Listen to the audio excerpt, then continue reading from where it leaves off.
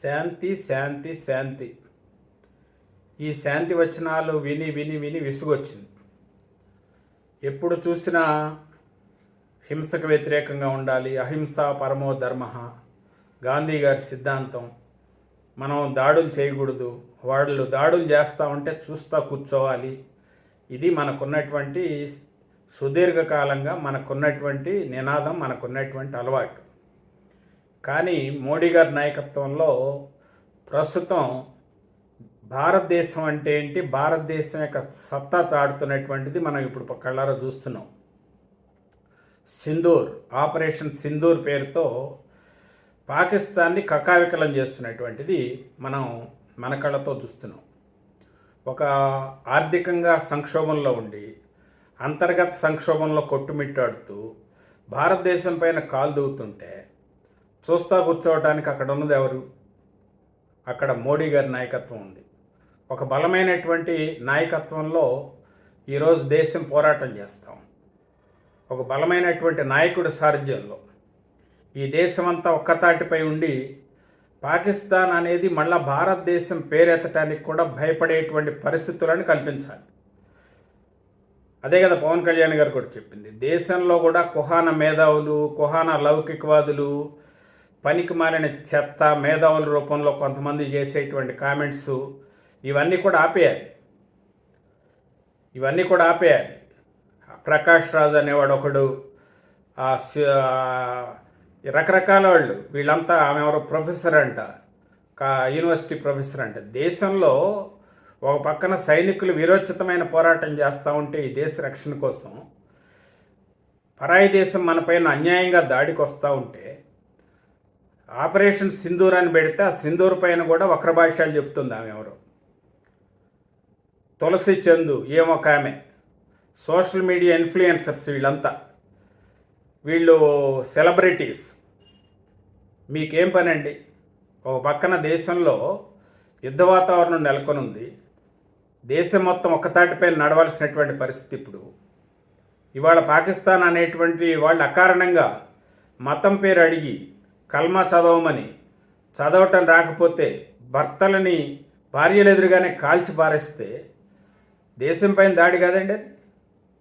ఇలాంటి దాడి చేస్తున్నటువంటి దేశాన్ని వదిలిపెడితే మన దేశం అసమర్థత కాదండి అది?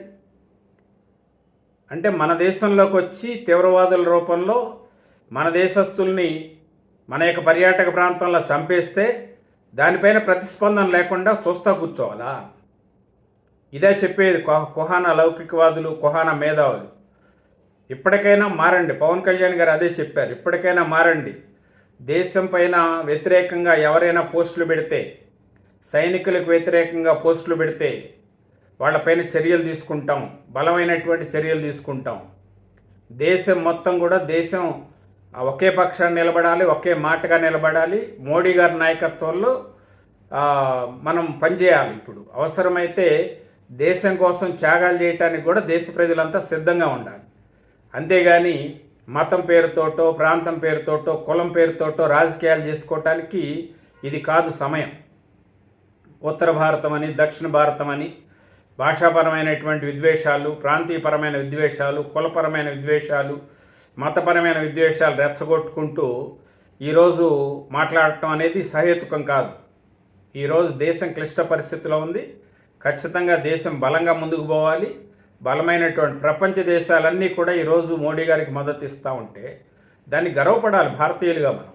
ఈరోజు దేశం కోసం అందరం కూడా మోడీ గారి నాయకత్వంలో బలంగా పనిచేయాల్సినటువంటి అవసరం ఉంది. మోడీ గారికి బలంగా మద్దతు ఇవ్వాల్సినటువంటి అవసరం ఉంది. మన ప్రధానమంత్రి గారు మన దేశం యొక్క సత్తా ఒక పక్కన చాటుతూ ఉంటే దాన్ని చూసి గర్వపడాలి. ప్రతి భారతీయుడు కూడా గర్వపడేటువంటి పరిస్థితి ఈరోజు.